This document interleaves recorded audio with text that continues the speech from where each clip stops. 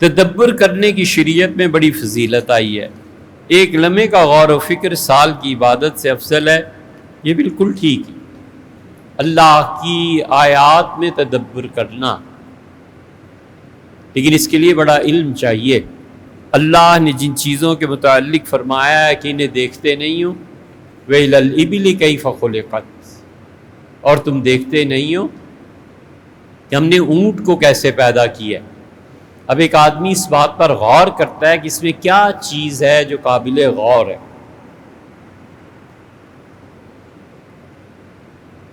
بادل میں، ابل بادل کو بھی کہتے ہیں، ابل اونٹ کو بھی کہتے ہیں، اور ابل کا ترجمہ اگر بادل کیا جائے تو زیادہ فصیح ہے، کیونکہ اللہ کہتا ہے وَإِلَى الْإِبِلِ كَيْفَ خُلِقَتْ، دیکھو ہم نے بادلوں کو کیسے پیدا کیا ہے. وَإِلَى السَّمَاءِ كَيْفَ رُفِعَتْ، اور آسمانوں کو کیسے بلند کیا ہے. وَإِلَى الْأَرْضِ كَيْفَ سُطِحَتْ، تیسری چیز زمین کو کیسے پھیلایا ہے.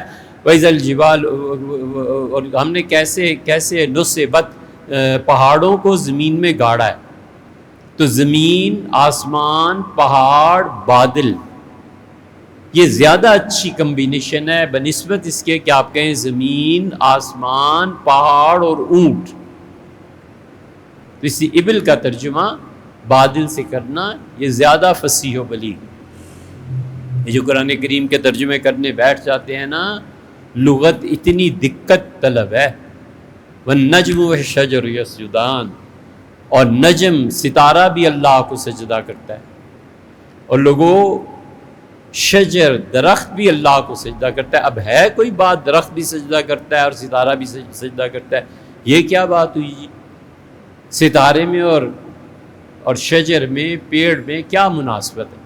اس لیے والنجم کا ترجمہ جب دیکھیں گے نا لغت نے کیا کیا ہے تو پھر سمجھ میں آتی ہے کہ یار نجم کے اور معانی بھی ہوتے ہیں. اس لیے تدبر کرنا بہت بڑی چیز ہے. جب تدبر کرتا ہے کسی بھی چیز میں تو اس کی آخری منزل معرفت خداوندی ہے.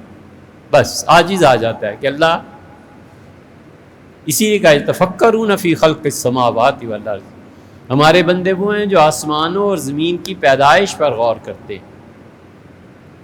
والفلک التی تجری فی البحر، ان سمندروں کے چلنے پر، ان جہازوں کے چلنے پر غور کرتے ہیں جو آبی جہاز سمندروں میں تیرتے ہیں. فزکس کا اصول ہے، اس کے مطابق ہی تو وہ چلتے ہیں. وہ فزکس بھی تو اللہ ہی نے اس کے اصول مرتب فرمائے. اور پھر آخر پہ کہتا ہے کہ وہ بے اختیار کہہ اٹھتا ہے کہ ربنا ما خلقت ھذا باطلا، اللہ یہ ساری چیزیں آپ نے بیکار میں نہیں بنا دی. یہ معرفت خداوندی ہے. یہ معرفت خداوندی 1000 سال کی نفلی عبادت سے افضل ہے، کیونکہ مالک کے گھر پہنچ کے دروازہ کٹکھٹانے لگتا ہے،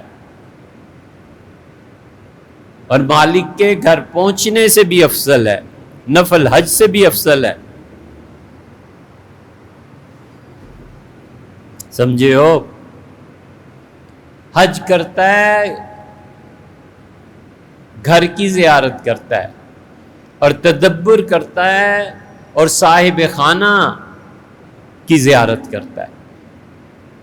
گھر والا باہر کھڑا ہوتا ہے دیکھنے والا، اور وہ دروازہ کھول کے اندر چلا جاتا ہے کہ آپ تک پہنچنا تھا. یہ فرق ہے عبادت اور معرفت.